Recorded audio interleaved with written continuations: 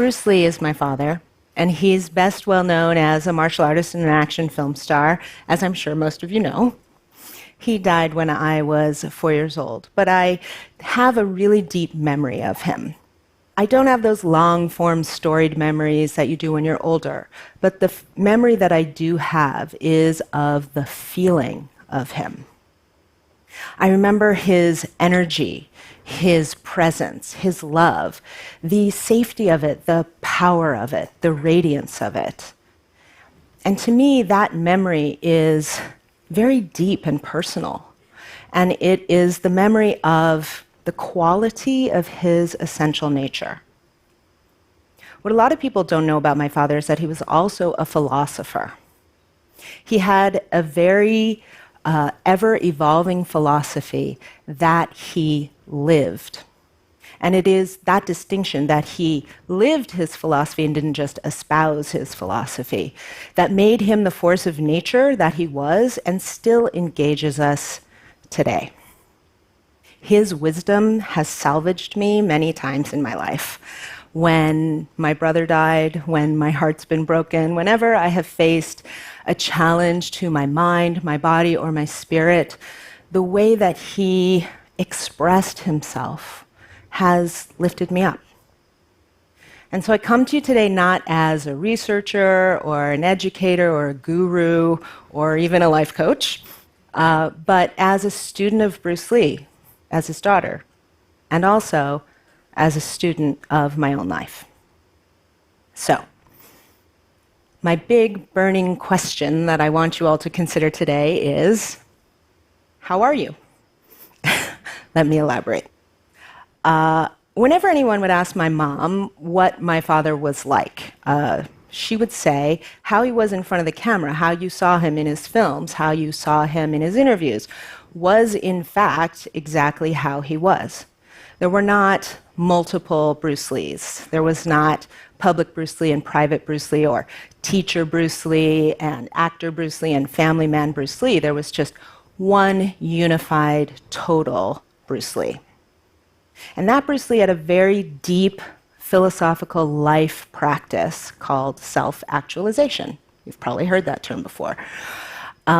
It's also known as how to be yourself in the best way possible. And that Bruce Lee said this: when I look around, I always learn something, and that is to be always yourself and to express yourself and have faith in yourself. Don't go out and find a successful personality and duplicate it, but rather start from the very root of your being, which is, how can I be me? Many of us have done some soul searching, or at least some incessant thinking and worrying about things like our purpose, our passion, our impact, our values, and our reason for being. And that is sometimes considered sort of our why. Why am I here? Why this life? Why? What am I meant to be doing? If we can grab a little piece of that information, it can help to ground us and root us, and it can also point us in a direction. And typically what it points us to is our what we manifest in the world, what we have. So our job, our home, our hobbies, and the like. But there's this little space in between the why and the what that often doesn't get our full attention, and that is our how we get there, and the quality of that doing.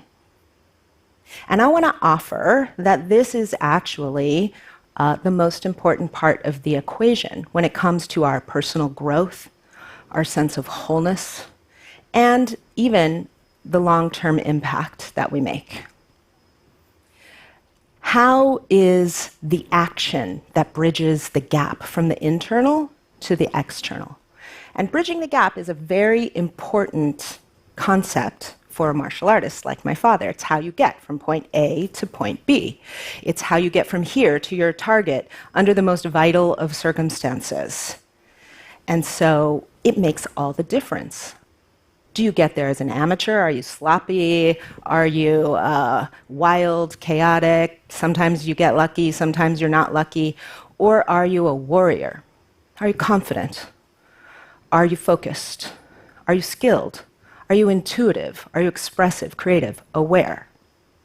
So I want to talk to you today about your how in your life.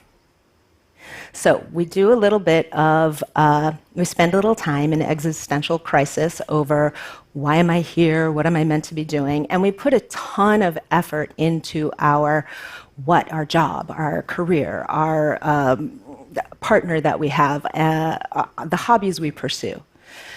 But I want us to consider that our how is the expression of our why in every what, whether we're aware of it or not. And so let's take an example. Let's say that I have a value of kindness. I'm all about kindness. I feel really natural being kind. I want to see more kindness in the world. Is that kindness, is that value in the result, or is it in the doing? Are you trying to be kind when it's hard to be kind? Can you do something you don't want to do kindly, like fire someone?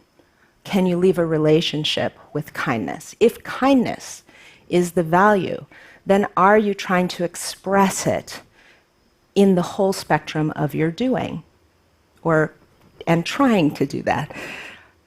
Or are you just doing it when it's easy? So I want us to think about that for a moment and consider, if we come home and we're kind and generous and loving with our kids, but then we go to work and we are dismissive and rude to our assistant and we treat them like a subhuman, then there is a fragmentation in the beingness of our value. And so I want us to consider that how we are in our lives is, in fact, how we are. Meaning, if I am the kind of person that walks down the street and smiles at people and says hi as I walk past them on the sidewalk, then that is how I am. But if I'm also the kind of person who makes fun of my brother every chance that I get behind his back, that is also the kind of person that I am. And ultimately, how we are makes up the totality of the picture of who we are. And so I want to talk about how do we unite these pieces if we have any fragmentation. I want to understand how we embody ourselves as our one and only self. How do we actualize the whole self? My father said, all goals apart from the means are an illusion. There will never be means to ends, only means. And I am means. I am what I started with, and when it is over, I will be all that is left.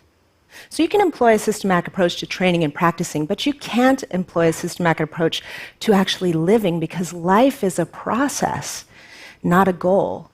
It is a means and not an end.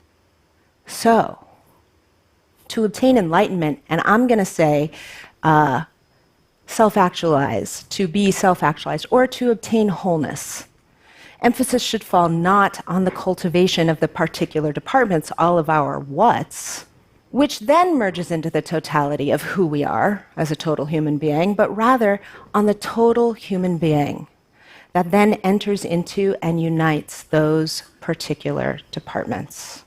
You are your how. If you have some consciousness and you want to bring some practice, if you want to step into that warrior space around your how you express in every aspect of your life, then you get to be the artist of that expression.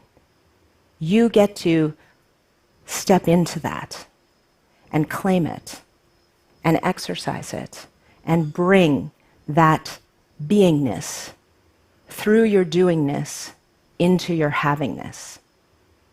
And there you will find the most profound of your growth.